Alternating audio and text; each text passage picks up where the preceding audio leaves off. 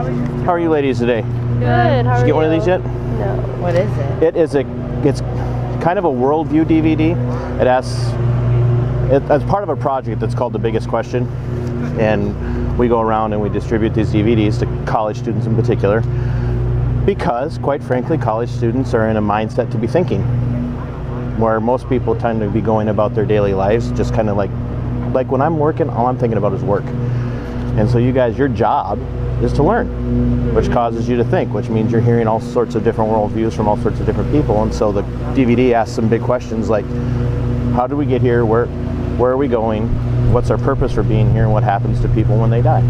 So it's like a structural, like chronological order of things. Well, yeah, it does. In a way. In a way. And so I'm part of this group. I was asked to be part of it, and we. Feels like I'm in a fairy tale. Yeah, it does, kind of a little bit. I've never said that as a 47-year-old man. I swear I'm normal. Maybe. So what it does, it doesn't necessarily ask it from a chronological point of view, but what it does is it addresses. Well, first of all, I'm Todd. I'm Kayleigh. Kayleigh. Grace. Sid. I will forget if I don't ask for it. It's okay. Kayleigh, Grace, and Sid. Is it SYD or SID? SYD. Okay. Or it had been like something really off the wall and been like CID. So some people do that. So what it does is it really, the DVD itself really challenges you to kind of think about not just how did we get here, but what's the purpose of life. So what would Kayleigh say the purpose of life is? Well, each individual person has a different outlook. Right. So I want to be a caregiver and like help thousands of people in a small way. I think that's my purpose. Which is really actually big. Yeah. So are you talking more like hospice kind of care? I don't really know. Rehabilitation kind of care? I'm a pre-nursing student. Okay. But you know, I'm assuming once I am in the program that I'll like develop what I want to work in, a specialty. Okay. Yeah. And Grace, what do you? Education, job. So you want to help people? Yeah. So educational work as in like pre-K, K through 12, or para-ed? Oh, no, I just mean like go through like college and then get a job. Oh, okay. Do you have a declared major yet? Pre-nursing. Pre-nursing. So all of you are pre-nursing? Yeah. So your focus is pre-nursing, and then you'll see what you want to do as far as what nursing goes, or how nursing goes. Okay. So are you guys all from around the area? And I say guys I'm from Minnesota. I say guys in a very generic Minnesota way. So I don't mean to be derogatory towards you as women. So you're from Minnesota and you're from Wisconsin. Mm-hmm. Close by Wisconsin? Or 2 hours. 2 hours? 4 hours. 4 hours, and you pick Winona State. Far away as possible. Without being too far. Yeah. So like and it could really get if you was good. And tuition, in-state tuition, so it was good. Oh, so you could get in-state tuition. Mm-hmm. Oh, that's not a bad I deal. think Wisconsin and Minnesota, like switch. Minnesota and like North Dakota and South Dakota. Really? I did not know that. They all share, yeah. I did not know that. So if I would go to SDSU in South Dakota, they would offer me in-state tuition because they have like a kind of system with those states that if you want to come to college here, you can still get in-state tuition. But so like somebody from Illinois coming up here isn't going to get in-state tuition. Yeah. Oh, okay. Illinois and Wisconsin. It's just those like 5 states that have like an agreement. I've lived within an hour of this campus for the last 25 years, and I had no idea that they did in-state tuition like that. I don't know how long it's been that way, but. So you guys got a class, or ladies have a class you need to rush off to right away? No. I don't mean to keep you. I'm looking for any excuse to be outside right now, to be quite honest with you. Yeah. So let me ask from this perspective, since you're all going into nursing. Nursing is a care field. Mm-hmm. You know, it's a healthcare field. Most people who are motivated to do nursing are motivated to do that because they genuinely care about their fellow man. So is there something in your upbringing you think, whether it be philosophical or religious, that maybe to some degree kind of drove you that way? Yeah. Kayleigh, right? Yeah. Go for it. My dad almost passed away from cancer. He's in remission now, and my grandma actually passed away the same year that all that went down. So like I've kind of like my like 4 years of high school, I like totally like was wrapped up in so many medical like stuff, like topics and stuff, and dealing with it. So I think that really pushed me towards that. Because for a long time, I thought I was going to go into something agricultural based because my whole family is farmers. So. Okay. But I think that pushed me over the edge. I was obsessed with going to hospitals. I was like obsessed with everything about it. I wanted to learn about it. I've always liked science, so I think that's what. You too? Big like, science fan? Yeah, I always liked math and science. Those are my easiest. Okay, well, I really don't want to talk to Sid anymore because I hate math. Because I hate math. I hate it. Okay, well, when I was little, like, I had a bunch of stuff, like, wrong with me. So, like, I had leg surgery and everything, and, like, a bunch of stuff happened. So, I don't know, I just wanted to be, like, help other people. Okay. And so you were driven by math and sciences too. You really like math and sciences. See, I like the biological sciences and natural sciences. Not a real big fan of the mathematical side. Me either. Somebody told me, hey, you should take chemistry. I'm like, cool. They're like, you're gonna love it. It's science. And I'm like, no, this is math. I think we're all dreading that, no matter what. Yeah. So what year are you guys? We're freshmen. You're all freshmen. So you're like right in the basics for prerequisites. You're like, you're getting through like Lit 101. Yep. Yeah. Algebra 101. Well, you're probably higher than 101. Yeah. But. So so you've dealt recently in your life with mortality. You know, people, you know, dealing, you know, like your dad, you know, especially very close to death, I would imagine, with cancer, but he's in remission now, so that's awesome. I'm glad to hear that. Yeah, it's great. And now, did your grandma pass away from cancer as well? Yeah, my dad had colon cancer, and my grandma had malignant gliomas, which is brain tumors. So that's hard, isn't it? Yeah, I had a grandmother that had a very, I don't even know how to describe it. She passed away from a very hard form of leukemia. Older in life, she went really fast. She, like, literally a week after she was diagnosed, it felt like she already had, like, gone. Like, just literally even 1 week, she would Makes a huge go difference. farther and farther, you know. And during those times of that, like, I was in the caring process of all of that. Yep. So I helped both times, so. Yeah, I've been at the bedside of 3 very close family members who, as they passed away, so I know how hard that is, and been there through the hospice process and help. So it's not easy. So Kayleigh, would you say that as you've watched people go through that, it really makes you think about what's on the other side? Yes. Yeah. Were you raised with a religious background? Yes. Yeah. My dad's side is very hardcore Catholic, but I am kind of steering away from that. I want to conform to Lutheran or Methodist. Really? Yeah, I'm kind of. This is a good month to do that because this is the 500th year, the 500th anniversary of the Reformation. So you should go Lutheran. Yeah, I know. Yeah, I've been. Yeah. Can I ask you, and like, what about you two? Do you have any religious background? Catholic. Okay. I'm Lutheran. You're Lutheran. Yeah. Do you know what flavor of Lutheran you were? ELCA, Missouri Synod. You're like, don't ask me that. Wisconsin Synod, because that'd be a pretty. Well, no, it's a pretty common denomination around here. Like big and religious, and like we just went to church. Like, and if you guys have to go, just holler. No, I'm but that's it. If you have to go, then I have time. Okay. So, if I were to ask each one of you individually, I'm going to get at this time. Kayleigh, Grace, and Sid, right? So, got it. And I'll 2 minutes later, when you guys walk away, and I'll be like, who were they?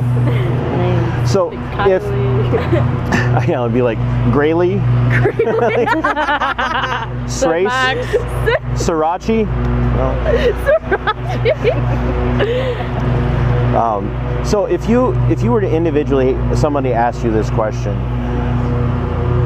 not speaking about your grandmother or your dad now, but if all of you individually had to answer this question, if today was the day that you were going to pass away, which, as we know, we go back a couple of weeks to October 1st in Las Vegas. There were 58 people who went into a concert out of 20-some thousand people who had no idea that it was going to be their last day on Earth. You know, only one of the 59 people who died that day knew that was going to be their last day, and that was the wicked, rotten guy who did what he did. But 58 other people lost their lives that day, and some of them were really young. So none of us are promised tomorrow, and I promise this isn't a trick. This is what this DVD project... It's true. We don't know when it's going to happen. I'm not a psycho. I'm not trying to plot anything for you. No.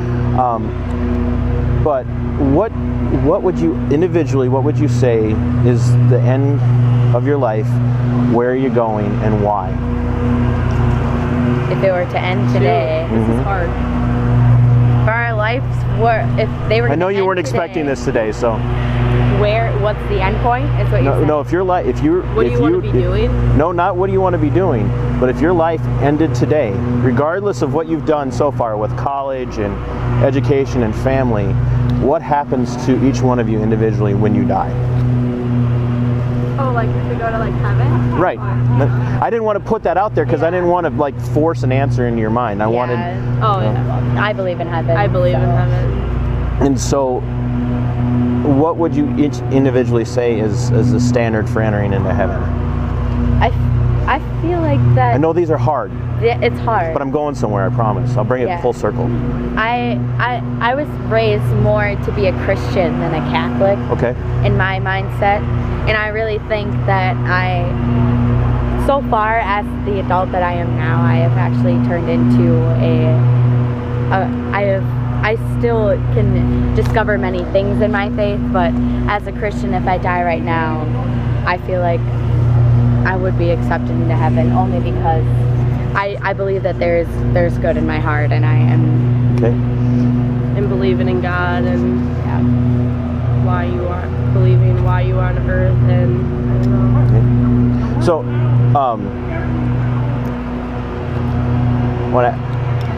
So, what, having been raised, all of you with religious backgrounds, Catholic, Christian, Catholic, but more focused. My dad is hardcore Catholic. Hardcore. But like every Sunday. Yeah. Hail Marys, rosaries. He will tell me. Confession. He will literally tell me, "You're gonna go to hell. You need to go and talk to the priest." But I think that I can confess my sins on my own in my prayer. And You are almost Lutheran. Yeah, that's why I want to confirm. But that isn't gonna happen until when I get married someday. I'm just gonna do it that way. Just So you Lutheran. already know you want to be married. Yeah. That's really, how old are you? 19. 19? I do not run into a lot of 19-year-old women who are like, yeah, I'm going to get married. Yeah. Most of them are like, no, I'm not thinking about that at all. I hope I've been in a relationship for 3.5 years with the same. So he better be on the same track a year. Freaking hoping he's the one, because I don't want to. I could send him an email if you want. You want me to email him and let him know? Okay. So, we're all kind of coming from the same perspective. There's a heaven, there's a hell. So let me ask this in a harder question now, not in particular about you three as individuals, but who do you think when they die goes to hell? And let's put a guy like Stephen Paddock, the murderer from Las Vegas, heaven or hell? Hell. No. I want to say hell, but then I feel like Jesus is so forgiving that like a little part of me, he might have a chance of going to heaven, but yeah, just like but I don't want him going to if heaven. he like my determination between it is the remorse thing. Like in a way, you're like, there's no way he felt remorse for that. He did it, but at the same time, it's like, but if he really like believed in God and asked for forgiveness with his whole heart and did it, he could go to heaven, because we are told that even if you commit the worst mortal sins possible, like murder and adultery, and that, like, if you like from the bottom of your heart believe and want forgiveness, you will go. Like, all right, so I like what you said with, you're like, quick, I want to say hell, you know, I'm like, because we all do, right? Yeah. Because when you do something like that, the first thing that comes to mind is how can anybody be that evil, right? Mm-hmm. And anybody can do something that evil. I mean, there's clearly, you know, we can talk about mental health issues or whatnot, but when you do something like that, there's something clearly wrong with your heart. Everyone that kills someone is mentally insane. The only reason how they do that differently is if it's thought out before or not. Of how they go to a psych ward or if they go to prison. It was. Which Stephen Paddock clearly processed this out. Yes. But and, you know, we would say the same about somebody like Hitler. who clearly processed what he was doing. We could say he was insane, but there was a level of just pure evil. Oh yeah. There. Okay, so I'm gonna use this analogy that you guys have made possible for me to use now, because you answered the question, not, I won't say the right way, but you answered the question in a way that makes this analogy possible. So let's say a person is accused of a crime. All the evidence is there, and let's just say it's a guy like Stephen Paddock. He goes out and he does what he does. There's video evidence of it. They catch him red-handed in the act, and now he's in front of a judge. He does what's called a bench trial. He chooses to have the judge, not a jury, but he chooses to have a bench trial where the judge is the sole arbiter of guilt or innocence and the sole arbiter of penalty. And then Stephen Paddock is sitting in front of the judge, and he says, "Your Honor, I know that I killed 58 people. I know I wounded almost 600 others, but I'm really sorry and I want to be forgiven." And the judge says to him, "You know what, because you're really sorry and you want to be forgiven, and up until this point you've done a lot of really good things with your life, you haven't hurt any other people," the judge says, "You know what, not guilty, go ahead and go on with your life." What would you individually respond? What would your response be? I think he needs to prove himself that he's like, he knows what he's saying and that he wants to be forgiven. Like, you can't just say like, oh, Anyone could say that. anyone. Like, he could be like crossing his fingers and saying like, oh, I want to be the old forgiven. the old trick when we're kids. No, I'm not lying. Yeah. Both my fingers crossed behind my He back. like shows that he does something that like shows that he wants to be forgiven. So That's hard, what would because- that's a Yeah, hard question, that's- isn't It's it? hard It because is. in a way it's like, but you But how? killed How? 50. You Yeah. shot I feel like all he won't these have to people. say sorry just to the judge, because he didn't hurt the judge, he hurt those families. Yeah. That he killed them all. I feel like if he sincerely went to all those people, he probably would be rejected by every damn one of them, because they, you know. I'm not they- trying to upset you, so No, I'm not. It's just, I personally would be like, I don't even know. Like, I feel like anyone that shoots someone should have some type of punishment. I don't care how sorry you are. Was it a bee? You know, it was a ladybug. Ladybug. Those are almost as bad. They've been biting really bad Yeah. this year, and they I feel like smell. the beetle ones. Yeah, they do. Don't ask me how I know that. In the winter time, they always come. I don't know why. The fall is really bad, Yeah. especially when Right the sun's before, beating on yeah. the building. So can I posit a thought to you, all three of you? Because what I hear you saying is, no, that judge is wrong. Yeah. That judge doesn't have a right to let that person off, right? I mean, he really doesn't. Even though he's got the power, he has his job as the judge, and I mean, judge is an arbiter of justice, right? The judge is there to do justice. So we would cry out against a judge who would just let that guy go without paying a penalty, correct? Part of the reason that the three of you would say that, and I say this with confidence, We admire them. Oh, Yeah. the actual, We're jealous. the actual, We're you're jelly of the Yeah. nursing Yeah. students. We're gonna buy. They got some damn. You're just gonna grab you're gonna buy the student scrubs just so you can. Yep. We're gonna walk. I don't live in Rochester, but I work in Rochester, and I see people in scrubs all the time. Well, hi, bud.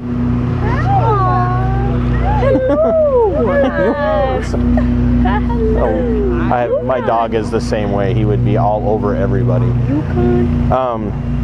The reason why you guys are having a hard time with this is because deep down inside, you know there is such a thing as justice, and you know there is such a thing as right or wrong, and you know when somebody does something that heinously wrong, They don't understand that. no, they understand it. And that's why you're upset with the judge in the scenario that I gave you. You know they understand. That's why he's like, well, yeah, I'm really sorry, and I shouldn't have done it, because he knows what he did was wrong. Yeah. Which is why, in the real world, Stephen Paddock actually offed himself. He didn't want to have to face the consequences for his crime, Exactly. right?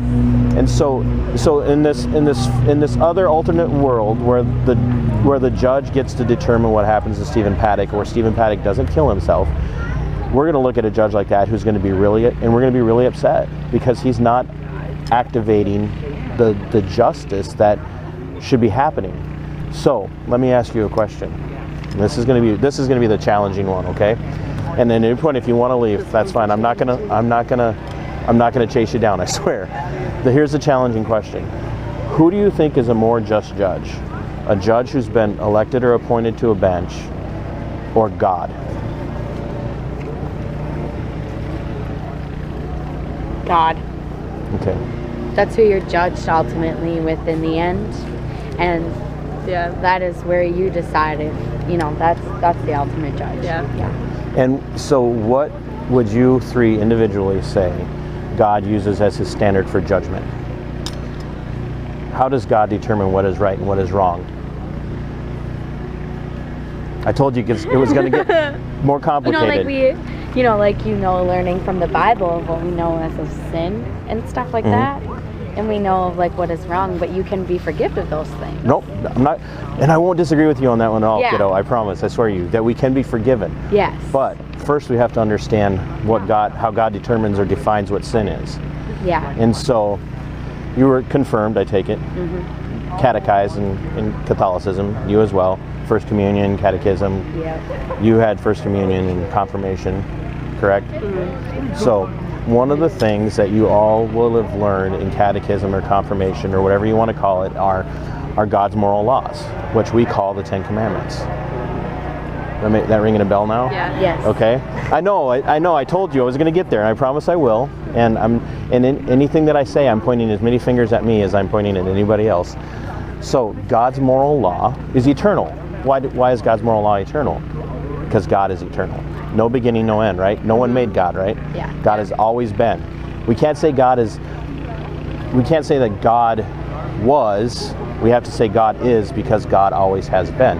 And so anything that God says as far as morality, the Ten Commandments, has always existed because they're part of his character. So when God says, and here's where it gets into Stephen Paddock, when God says, thou shalt not commit murder, it's not because he says don't commit murder just by itself. It's because God himself is not a murderer.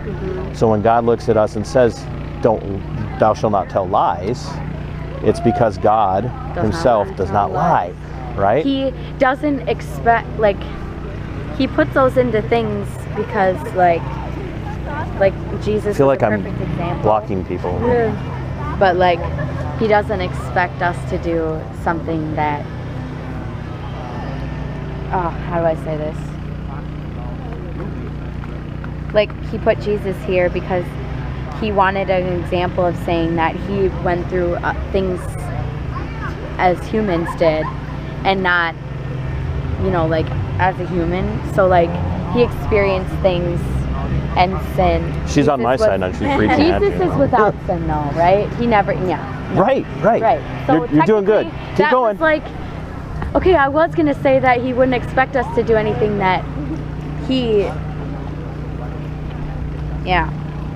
I was going to say it's tough, isn't it? Yeah, I was going to say... You're like, why did this guy stop today? He can't expect us to do something that he's never done. But he puts it out there to challenge us to be like him. So what if I took what you just said, and when I say I'm going to flip it on you, not flip it in a weird, strange cultish way, but I'm going to flip what you just said on you, and this is what's going to bring it home, okay? Because you just opened this door for me, so I really thank you, Kayleigh. And you guys bear with me, all right? So here's what he did. I went to a Catholic school for and you're 8 years. So I'm supposed to know all these answers, or Well, it's because you study for a test, and then once you study for the test, it's gone, Yeah. So here's how I'm going to flip it. You nailed something perfectly. Jesus came and lived. Now, is Jesus God? They are all the same thing. Right. God the Father, God the Son, and God the Holy Spirit. The Trinity, right? Yeah. You've heard that terminology. If you grew up going to Catholic and Lutheran, or pretty much any Orthodox Christian denomination would say that. So here's, Jesus is God. He always has been the Son. He was God the Son from before the beginning of the world, before the beginning of time. But what makes him different than us is that he, even though he was a son, had to come and live in the flesh, right? He was born of the Virgin Mary, right? He suffered too. Exactly. So he suffered, and in his suffering, he did what we cannot do. He lived perfectly. He lived perfectly. He forgave all of those people that put suffering upon him. Right. Which And here's where it gets flipped. You ready? See you later. Grace, watch that and check it out. And if you see me around again, you let me know what you think. I appreciate your time. Have a good day. Good luck with school. So here's what you keep coming back to forgiveness, and I'm really glad that you do. But here's why we need forgiveness, right? Because we couldn't do what Jesus did. No. Did you obey your parents perfectly? No. No. Did Jesus? Yes. Right? So even though, Roman Catholics and Lutherans are going to have a drastically different view of Mary, right?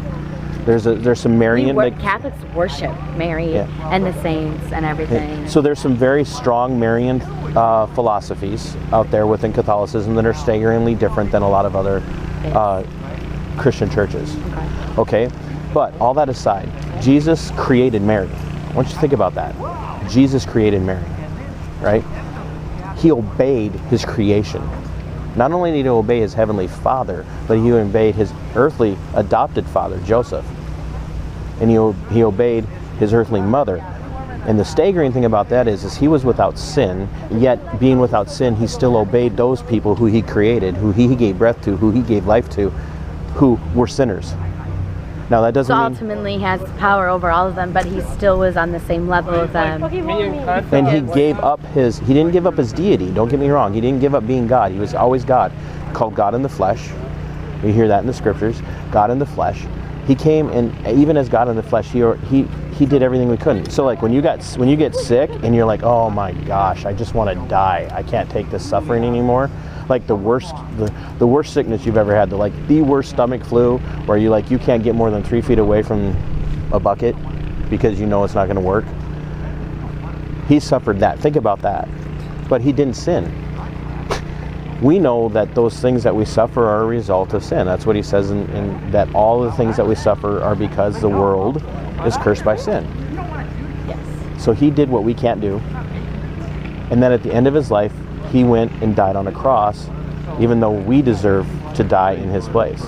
He died in our place, and he took our sin on the cross. 2 Corinthians 5:21 said, for God made him, Christ, who knew no sin, to become sin on our parts, so that we could become the righteousness of God.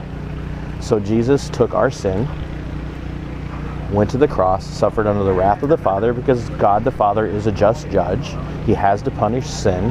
He punished Christ in our place, so that if we repent and believe the gospel, we get what God the Father had, what Jesus had, which was righteousness. So God takes our sin, puts it on Jesus, takes Jesus' righteousness, puts it on us.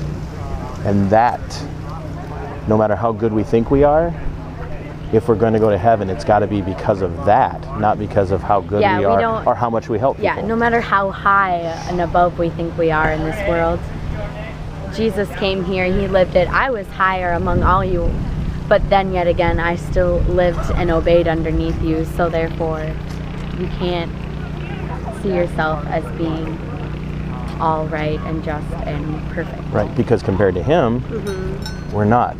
Does any of that make sense? You see where I talked about worldview and how, so when you want to do those good things, it's because somewhere inside of you know it's right to do good, right? So all I would ask you guys to do, and I know you got better things to do to stand here and talk to some stranger who you've never met before, but I appreciate you taking the time and talking to me and listening to what I had to say. Think about what I just said, and that one hit me in the head. That wasn't good. Think about what I've said in relationship to what we were talking about.